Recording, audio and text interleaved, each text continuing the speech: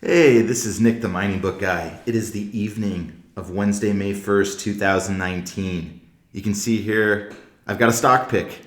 Altus Strategies, listed as ALTS, ALTS on the TSXV, and ALS on the AIM exchange in London. Importantly, don't confuse it with Altius, which is ALS on the Canadian exchange. It's easy to do. There's actually a lot of reasons, which I'll get into at the end of this video, as to further confusion, which turns into a positive for Altis, but it's for many of you, alts will be the main ticker. This is my first stock pick for the Mining Book Guy free email list, which many of you will be seeing before the hordes that as I continue to spread this email. So spread this video. This is an experiment because I really want this to re-rate and I want to give an advantage to people who actually care about my content, and yet none of you guys have to pay anything. But I have loaded up hugely here. This is my largest position where I didn't own any shares 3 months ago, basically before PDAC. We'll talk a little more about that soon. But I may buy or sell at any time. I am looking to create liquidity here, but I want to make a very strong case. This is deeply undervalued. There should be an immediate re-rate. Probably, I can tell you up front, not that I'm expecting this to double or triple overnight, but I'll try to give my best reasons why this should at least be a 50% premium to where it's currently trading at 6.5 cents with no volume yesterday. So you can tell it's very illiquid. I bought many of these shares here, just full disclosure on that. And, hopefully this will go over 10 cents or more. But I've moved this video up because I really want to see some activity here. I think the company deserves it, and there's some exciting catalysts coming, and we'll get into that. But first, timeline. I want to focus a bit on timeline because I know a lot of people who follow me and follow sites like CEO.ca, they want to know how people discover these things. I always want to know that. And I had no idea Altis existed. It was only listed on AIM until the middle of 2018. So we're talking back October 2017. They bought this company called Legend Gold, which was listed in Canada, and I followed. And I wrote all this stuff, and I was excited because this is a prospect generator in Africa. And the only other one I knew about was this other company called Predictive Discovery, which is still interesting, and I've made a video on it in the past, but Altis is definitely the main focus now. Without going into too much detail yet, Legend was bought for $4.5 million US, so just under 6 million Canadian. I thought it was an absolute steal. Actually, I've realized since then it's even more of a steal. I think this was one of the great acquisitions of the last few years that nobody seems to care about. And I'm going to try to explain why you should care. I just want to point out, it says Molly and gold attracts flurry of activity. No one cared about Molly back then. A lot more people care now. So we're going to come back. This is one of the most important things I will come back to. But after this acquisition, Altis was worth about 20 million Canadian, or the equivalent of that, again, while it was only listed in London. I'm not going to say pounds because I don't want to get super confusing, but it roughly gave Altis the equivalent valuation of 13 cents Canadian. So we go down. No one else was talking about this really back then. Legend gets acquired, and then this room at CEO.ca goes. Basically no one does anything. This new room appears, Alts, by April. Well, I started posting in there because I knew that this would be the new ticker, and I'm going to just give some shout outs to the few people who actually posted in the Altus Strategies TSXV room. Samson, a good friend online, based out of Hong Kong. Well, good to see that he was paying attention. You can see posts from me. CSJ, I can't pronounce that, but shout out to someone who I think is Dutch or Flemish. Even Prime, another friend who was posting a lot of prospect generator types where this fits in. And we keep going. Now, this is important. When you in CEO.ca, when you see all these news releases and no one commenting, it usually means they're not paying attention.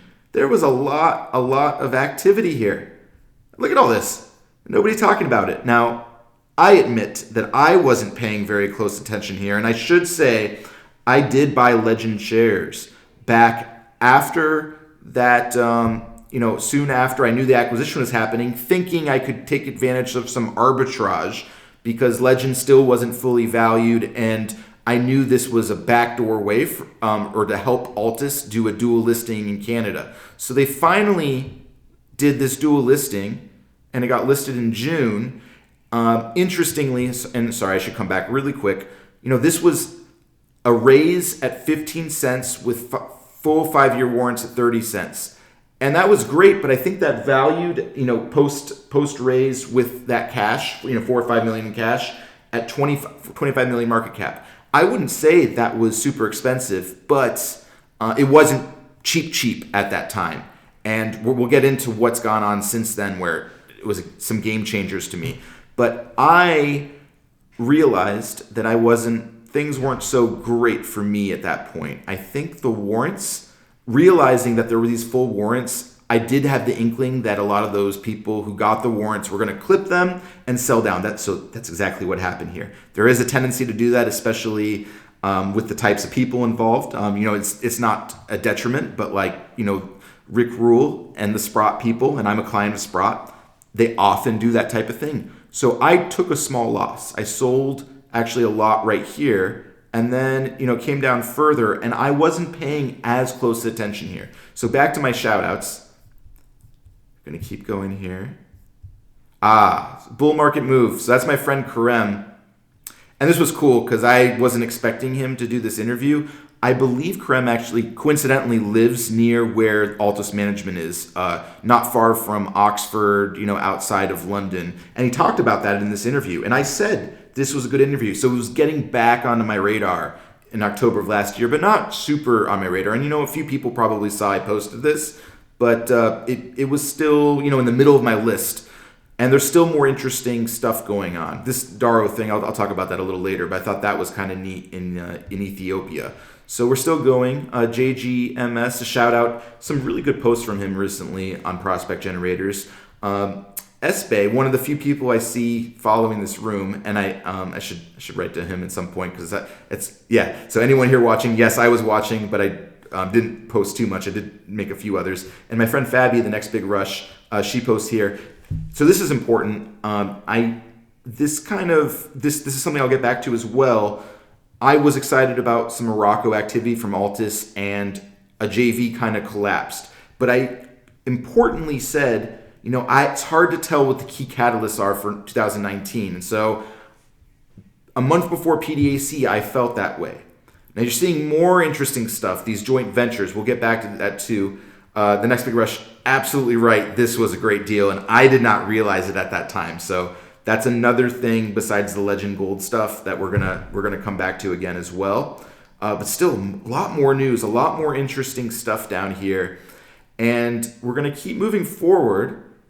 And this is another interesting example. So Karem, again, from Twitter, and by the way, he does some stuff with Palisade, which I think is pretty cool. Hosting on Palisade Radio, which is influential. Well, Karem made a second article, which I liked even better than the first one, with Steve Poulton, who runs Altis. And something kind of clicked here, where this was February of this year, and I liked and retweeted, and there was just a little bit from other people. And I know that Karem gets so many more likes and retweets for a lot of the uranium plays or other things he follows. And so then I started thinking, it's like, why Altus is doing all this cool stuff and nobody cares? And Africa has been growing in interest, and still I didn't see it from the retail people. This article and all the or many of the articles, hopefully I'll get the links below, but I highly recommend you read this one. So these are also on the Altus website, but this was the article, and I thought it was really well done. I'm going to try to break down some of the key points he made here. But as we start thinking about the key catalysts, I just wanted to throw this out here. This is a little complicated to look at, but this is some of the deal flow from Altis. The deal flow, and I think you have to take a step back sometimes to understand. You look at all these these words and numbers, and you're like, oh, what's going on? So this is one way to look at what's gone on, but the number one thing to me, the project pyramid. So if you don't get anything else out of this video in terms of, kind of understanding the value of this company, and something that I think is great, it's that they made this project pyramid. Now this is directly on the website, and you can, look through every project they have and the different levels they're at. And I think they've done a great job with this, but we're going to keep coming back to this for the rest of my video. Though I made a slight mistake here. Well, we'll go here. I put a few things out of order. It's a little clearer on this page. So to not break it down too much, I think the most important thing here are joint venture ready projects. Now, every time we look at prospect generators, we have to think about how many projects you have, how diversified are they, and where is the exit or the monetization. And so you've got many countries represented, I believe 6, and there might be more in the future. You have many commodities represented. Now, most of them tend to be gold here, but a lot of that came from the Legend deal. But most importantly, you've got some early and some late stage monetized stuff. But I think the sweet spot are these joint ventures that are going through finalization and having an agreement. So you have a few that are almost at the agreement stage, and you have a bunch more that are ready. And so I think with Altus's current market cap, there's just no value given for most of these. And really, no one, to my knowledge, has really broken this down. I should make a slight side note that at PDAC, some people I really respect like this company, and yet I know for a fact they're not buying on the market, which makes me wonder, one, how many people participated in the placement or the last placement or want to participate in a future placement but just won't buy on the market, and two, are these people just about ready to buy? They don't want to buy quite yet, and that's why this is a great retail opportunity for folks like you and me. This is why I think at 6.5, 7, 8, 9 cents, anywhere below where it was up here, absolute steal. So now we're going to get into the JVs first. So I don't want to lose you guys, but this is probably the most important thing that I think is specific to Altus is strengths. And then we're going to get into the absolute most important areas of value creation. So we're starting with the JVs. I want to give a shout out to we're on one of the most important pages, but before I get into this, shout out to @randomguy at CEO.ca, and who I'm hopefully will chat with more in the future, and @Goldfinger, whom a lot of you who follow me probably follow him, is a friend at CEO.ca. Coincidentally, I had private conversations, brief ones, with both of them about JVs and JV terms this week. And actually, I'm not on the right page. Let's move that forward. Yeah, we're going to look at a few cases.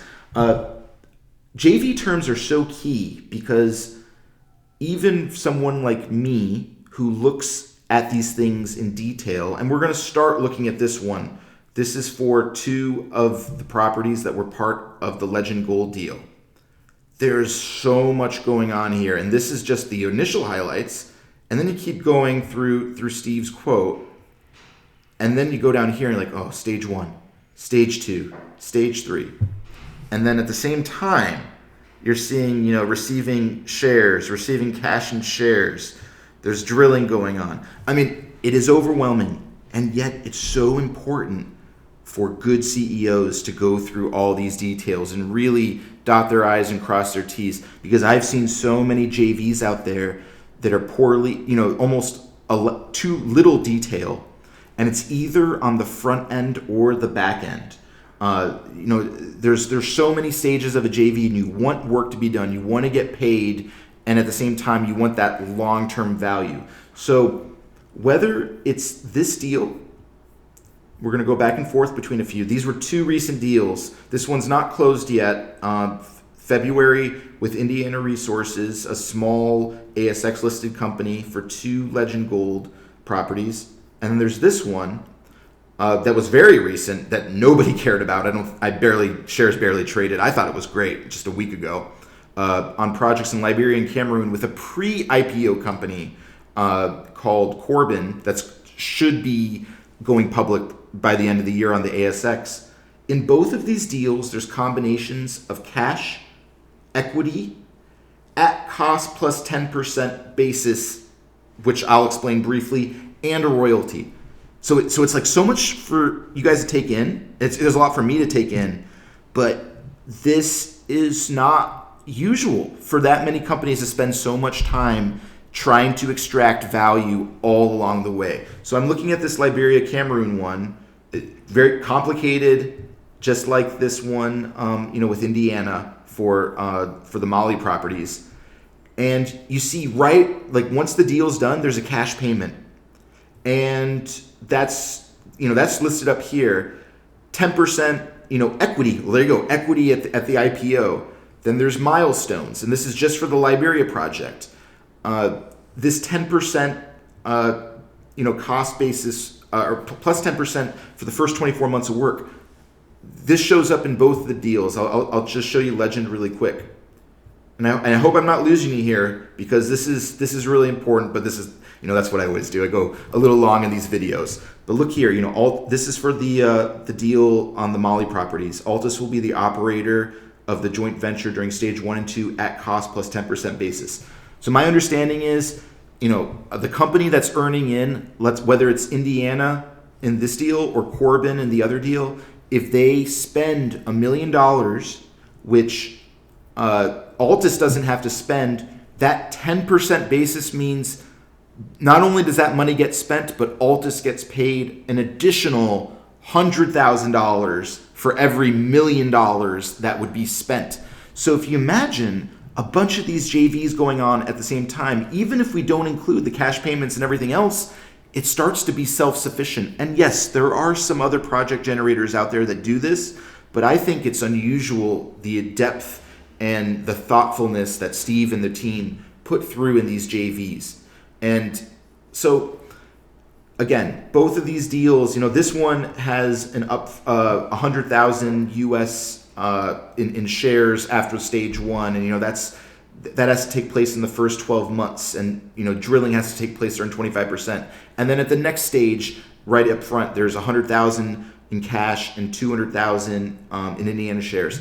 But as you go along, both this deal and the other deal, which to add it further complication, one of the Liberia asset in this deal, there is no JV.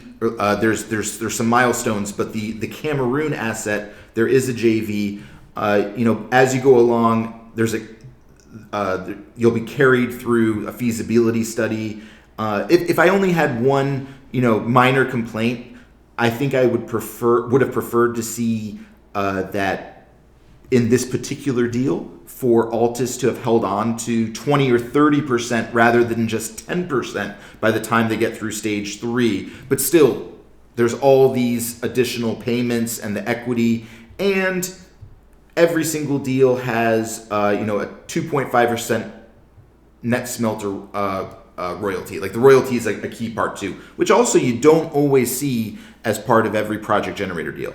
So if you get anything out of this my own confusing way of trying to reduce your confusion, it's the thoughtfulness of Altus doing this is so important compared to the deals you see from other companies. And I do have a very simple and relevant example for that. And that just so happens, I was thinking about Legend. This was from back in 2014, I believe. They did a joint venture with Randgold, which is a big name.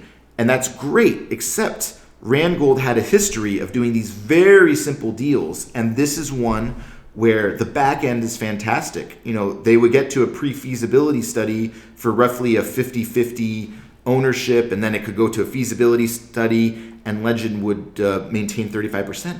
But the front end, there were no stages, there were no payments. And I know based on the history. Some work was done, but I'm not even sure how much money went into it. And Randgold terminated the JV in 2016, which I think was a blow to Legend. And I'm not saying it was a poor JV, but I think Randgold is very tough to make the types of terms that that Altis has just done with their partners here. So I think that's just I could make a whole video just on JVs, but as something that's a little more complex. But if you're the type of speculator like myself that likes to dig into these things and you want to become, a bit of an expert on understanding these JVs, you can do quite well, because I think so much of the hidden value in Altis, again, is the thoughtfulness and the clear terms and milestones they put into this. Because if you do this enough times, you start becoming a self-sustaining entity. You start getting paid left and right, a little bit here, a little bit there. And I think that will lead Altis on a way to being, just a very powerful company down the road. But we're not there yet. This is still the early days. But with all of the stuff I just said, there was actually a simpler deal that happened. Now I'm going back to to the top. We'll say the two things I just described to you were a little confusing, but we're going to take a step back and just say these now are the main reasons that you should buy Altis soon after this video. And I'm not a professional advisor, but I'm just saying that this is what you should really pay attention to in terms of the number one, number two, number three reasons for value. This deal with Canyon Resources, I am a bit embarrassed to say I did not understand the value when it was first announced in October, and then you had this update in February with further terms, and this is finally going to close soon. I think it's expected to close by the end of Q2. So there's a lot of elements here, but what we really want to pay attention to is that Altis already owns 8 million shares already. There was an original JV agreement where they got 8 million shares in this company called Canyon Resources, which, believe it or not, is a tier 1 bauxite project in Cameroon, which I believe very, very few people in North America know about this.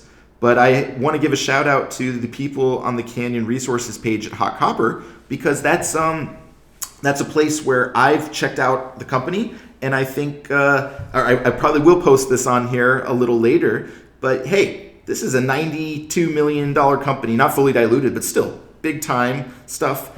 And Altis already owns 8 million. And when this deal is done, hey, they're going to own another 30 million shares. They're going to own 38 million shares. 8 million are already free trading. And if we keep going, again, you start looking at the details. Hey, once the deal is done, 15 million additional shares will be free trading. So, it's huge right here. So I can tell you Altis has about $1 million in cash. As of December of, or the end of last year, they had 1.3 million Canadian approximately. So we'll say they have about $1 million. It doesn't sound like too much. But in $23 million of free trading shares, that is 5 million Aussie. Now, 38 million in shares, hey, that's 8 million Aussie. It's like, when you start thinking about it, you're like, whoa, they have huge amount of value in these shares. Many of them are free trading, and unlike a lot of other companies, either the shares aren't free trading or the stock isn't liquid. And in this case, now you see the volume here is not that big, but there have been days where there have been millions of shares traded. So this is a really neat way to get exposure to Canyon without being fully invested in Canyon. And you know what? Canyon could work out great. And that, in fact, going back a couple years, it was a 10 cent stock, and now it's over 20 cent. It's 21 and a half. So when I say the 38 million shares are worth 8 million Aussie, that's based on this price, which may change. But Altis could start selling these shares at any time, not disrupt the share price in Canyon. That's an immediate way for them for Altis to get some more cash on hand, to delay a raise that probably will come at some point this year, maybe sooner than later, but it doesn't have to come because they've got that hidden value. But on top of that, they got a nice royalty $1.5 per ton of bauxite, and this is bulk tonnage. This is probably the best. This was a verbal interview or podcast interview that I actually like it better as it's written here. So I took some time to try to find the best one.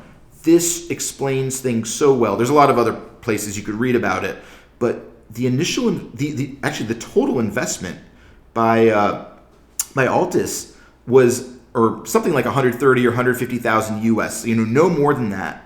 And they've basically, after getting the JV and converting the JV to these shares and a royalty, they have extracted, something like what we just said, $8 million or Australian dollars in shares, and they got paid back roughly that same amount of cash right away, and they got the royalty. So you had a mega multi-bagger on the initial investment. This is the model for Altis. We're not going to say that this type of transaction will happen over and over again, but we want to see this happen over and over, and it could. And importantly, going back to the current market cap, hey, it's only $11.5 million at 6.5 cents. I mean, even if it was more than that, the Canyon shares are roughly valued at $8 million right now. We could give it a discount, but let's say we give it a discount to like $6 million.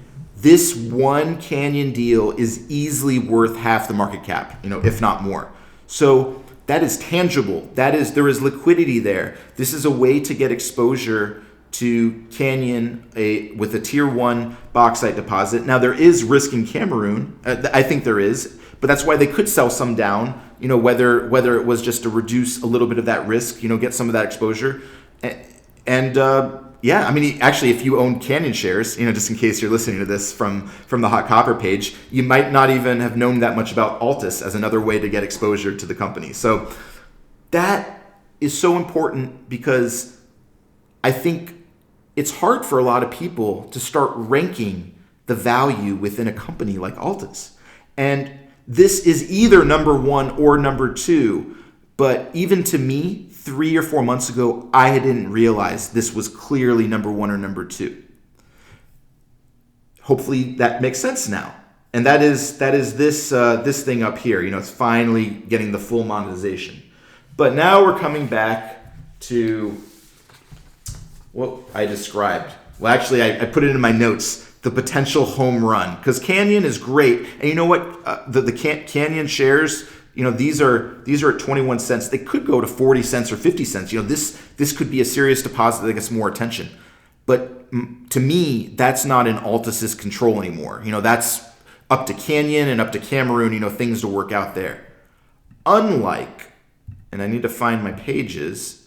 Okay, so first of all, there's all these additional presentations on the website, and Altis does a great job with these presentations. But what's important here is that Diba is a satellite deposit that has its own presentation within Altis because I think it's so important. The other Molly stuff is important too, but this was one part of that acquisition of Legend Gold. So 275,000 ounces of relatively high grade oxide. It's already there. Now we look down here, and a lot of people are excited about Mali. So there's a couple assets down here, but we're just focusing up here near Sadiola. 13 million ounces historically. Yatella. These are IM Gold, Anglo Gold, Ashanti. These are major deposits that for some reason I think have been forgotten compared to maybe some of the Rand Gold stuff or Fekola down here. We're still going down. We're doing a zoom in.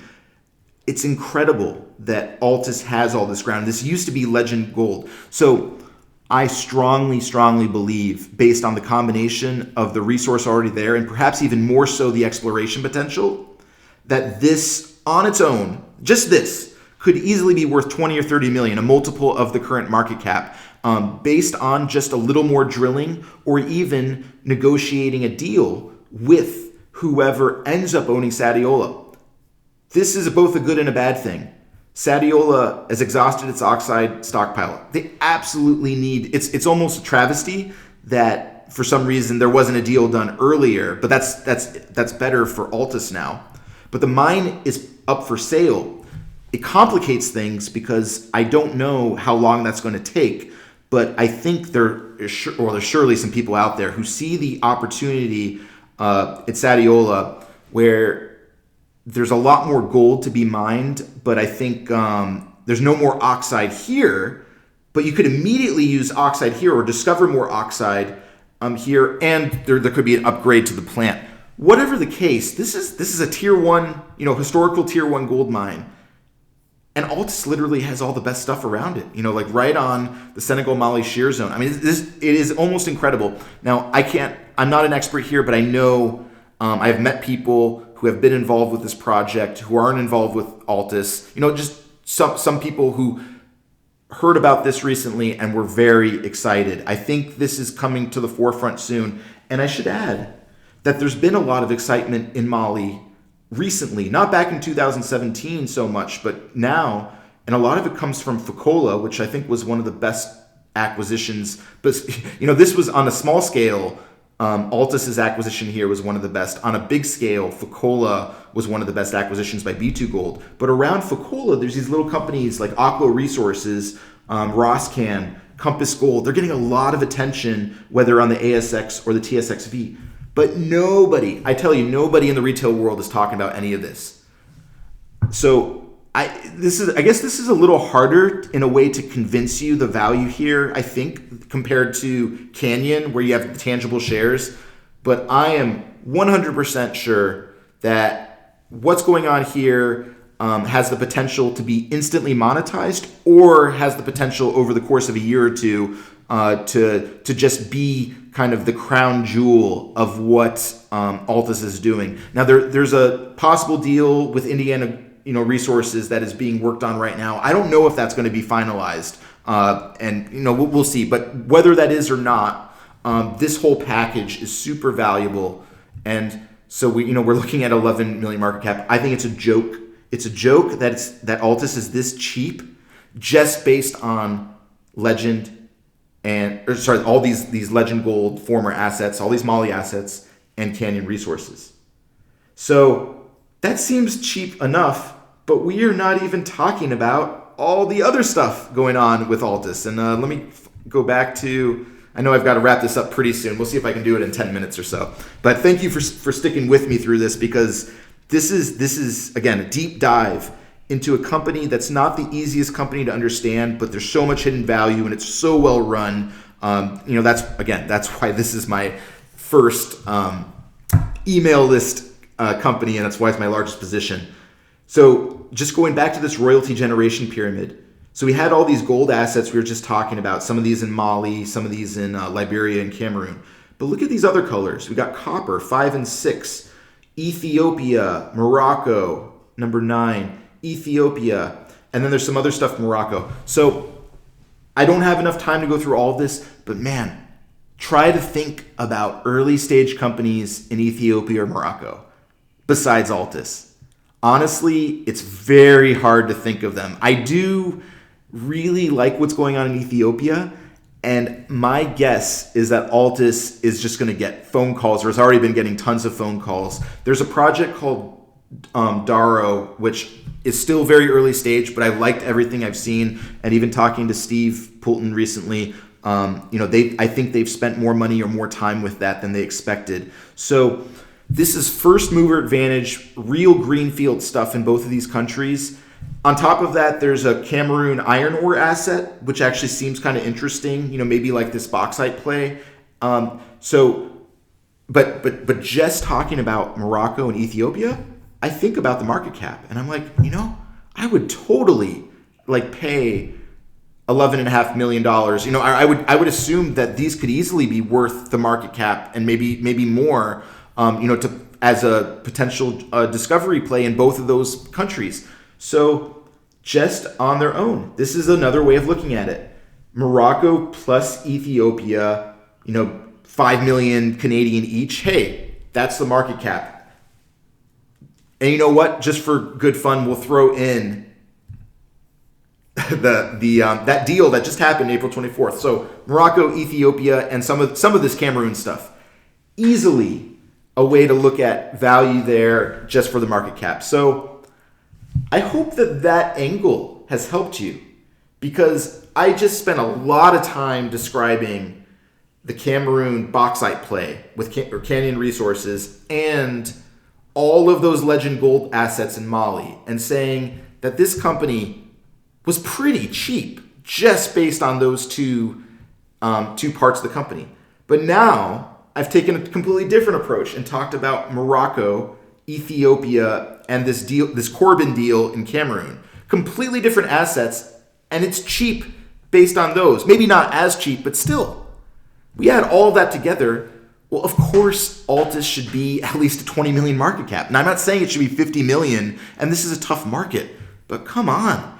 You break down these assets, and I mean, I could talk about this all day, but this should be at least 20 million. It should probably be 25 million. And I would say, as one of the few weaknesses, I wish they had more cash right away.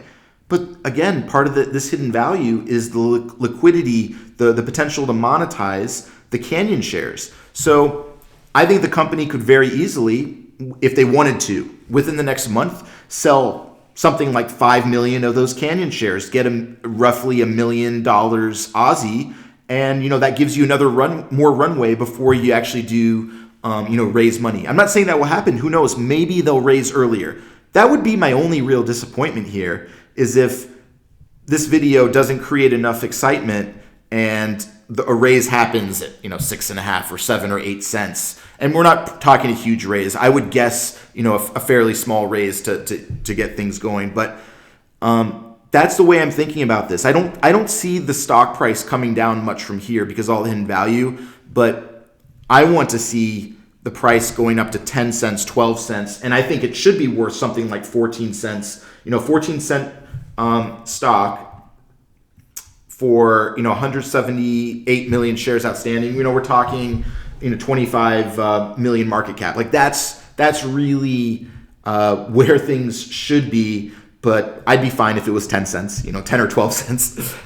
Importantly here too, there are a lot of warrants, but most of them are at 30 cents. And that's another reason this is great for retail, because the stock needs to go up more than fourfold from here to even reach that level. And at the same time, if you participated in the placement at 15 cents, but you got full warrants at 30, and you have 5 years to possibly exercise that. So I commend the company for pricing the warrants high enough, but still making them enticing for people who participate. And that's important for companies to balance warrants and or things for private placements for high net worth and for retail. And I think they've done that. And I don't expect another full 5-year warrant on a future raise. But hopefully that raise doesn't happen for a little while or until the stock price is above 10 cents. And I'll be happier that way. But again, we'll see about excitement.